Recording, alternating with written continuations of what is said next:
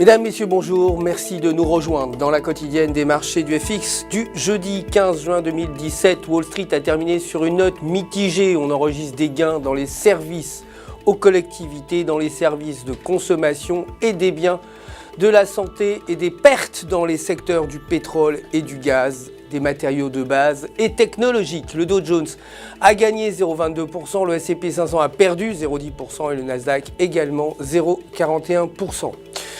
Le dollar américain, quant à lui, a rebondi après une baisse face à un panier de devises majeures, après que la Réserve fédérale ait augmenté son taux d'intérêt principal de 0,25%. Aujourd'hui, les demandes d'allocation chômage sont attendues à 241 000 contre 245 000 précédemment. Côté matières premières, l'or a clôturé en baisse à 1260 $ l'once et le pétrole brut a également diminué en terminant à 44,76 $ le baril. Du côté des devises, l'euro s'est apprécié en clôturant à 1,1218 techniquement selon le graphique de 4 heures. La paire évolue dans un triangle ascendant et une sortie du triangle par le bas pourrait amener la paire vers 1,1000. En revanche, si la paire sort par le haut du triangle, elle atteindrait les alentours de 1,1500.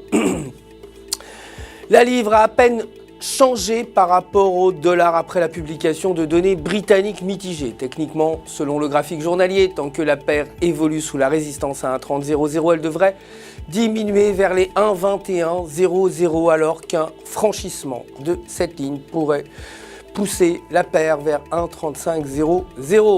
Enfin, le dollar canadien a augmenté grâce à des données américaines décevantes. Techniquement, toujours selon le graphique journalier, la paire dollar canadien, dollar américain se négocie à proximité de la bande inférieure de Bollinger. En restant dans cette position, elle pourrait atteindre des alentours de 1,3000, tandis que si elle franchit la bande médiane, elle atteindrait les alentours de 1,3800.